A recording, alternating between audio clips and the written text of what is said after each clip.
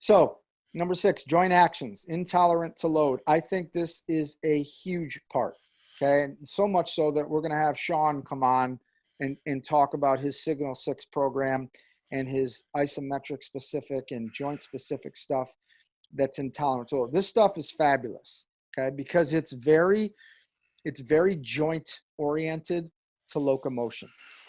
Because if you get a treatment on the table and you hop off the table, when that foot hits the ground, shit changes, okay? So the more things that we can get happening correctly when we take a step, the better transfer we're going to have to our sport, okay? I'm going to try to explain it a little bit, but there's various isometric exercises that reduces the brain's threat of any joint that's intolerable of a load. I'm going to give you a quick example. I did this with my son this morning, okay? And again, it's a crude example, but I want to show you the difference in the human body and what happens just because of a stimulus, okay?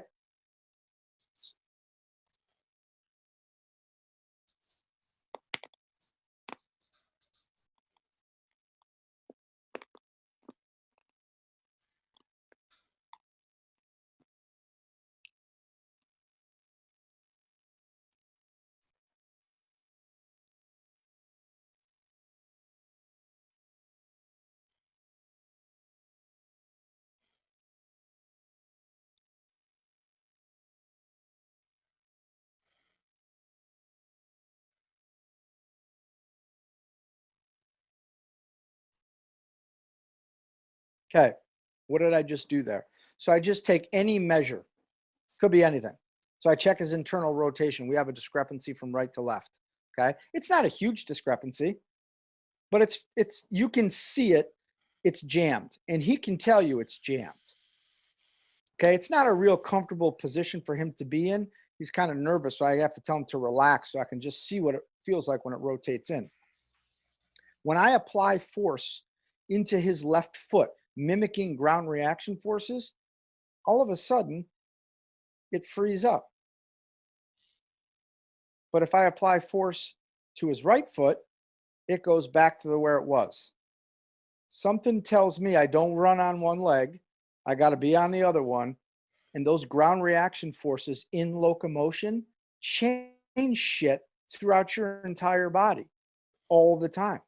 I want you to watch it again.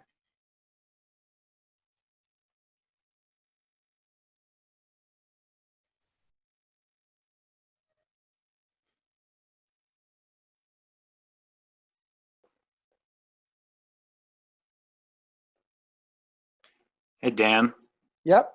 Question, because I've seen this and one of my assistants had it done in St. Louis. Yep. I guess the question would be, as you jam that joint and free up the range of motion and rotation, is that your way of getting the brain to perceive it's safe to move? And then so once your son hops down and actually does walk again or jog or run, that will not be at the same kind of reaction? Yeah, that specific stimulus is setting his brain off, is not safe, right? So he's developed a pattern of when he's going left, I'm okay with that. When I'm going right, there's a compensatory pattern in there, okay? And when Sean comes on, he'll explain it a little bit deeper, but I want you to be able to see just from right to left in that gait pattern, there's a huge change.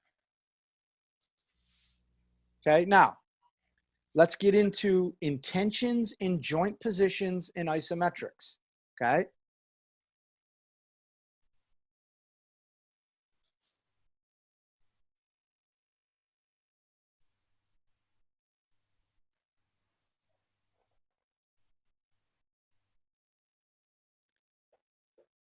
I'm just rotating his foot out.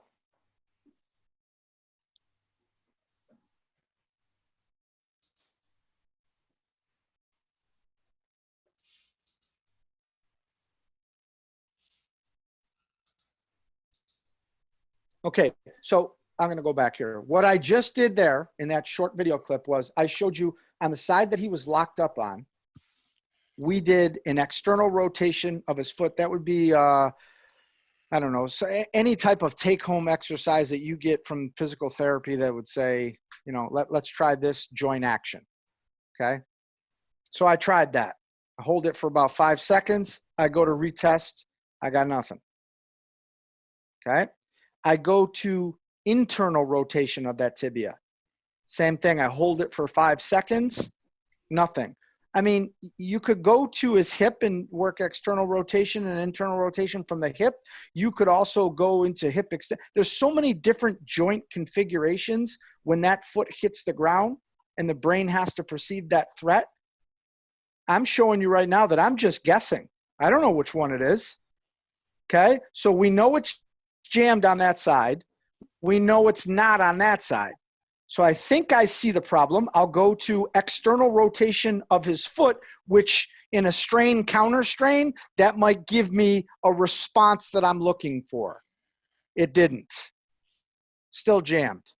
So then I go the opposite way. Let's go away from that restriction or into the restriction, rotate it, see what happens. Didn't work, still jammed. Maybe a little bit better. So now I'm having him crush my hand with his calf, which would be hip extension, and there it goes. Hip extension fixed it. So now if I load his foot and check it, we're good there. If I load his foot on the other side, we're good there. I've cleared that pattern. Cleared it. So now his brain doesn't perceive it as a threat. Okay, because if you remember back from this one, just by loading one side of the body and the other changed the entire map that the brain had of that joint action.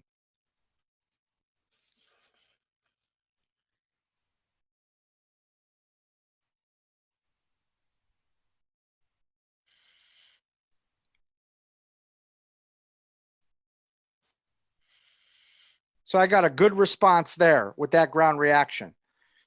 I got a bad response there. Okay, and it got worse, to be honest with you.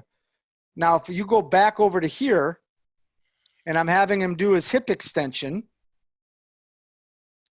and then I check it. Boom, it works. So I'm going to go back to that ground reaction stuff and see if the brain actually held on to that pattern that we just changed. Remember, that made him worse before, and this made him better. Right? So there was no difference there. Now, that creates a lot of questions. I get it. It's a system, okay, that has a lot of merit for warming up.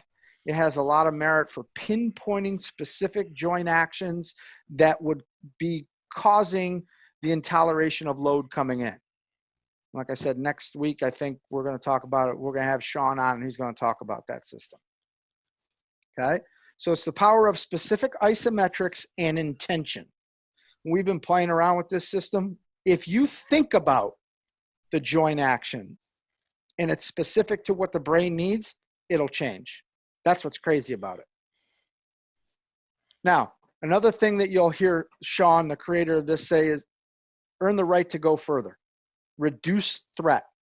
Why don't you watch this video? He's maximum. He's rotating his leg, trying to get all the joints active. Then he pulls it back further. Okay? So then he goes again and he rotates his joint. Okay? He's moving his thigh. He's moving his ankle through ranges of motion and then pulling it back further.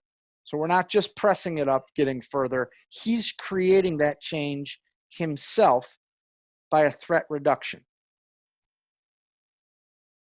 Could you do that in a warm-up? Absolutely.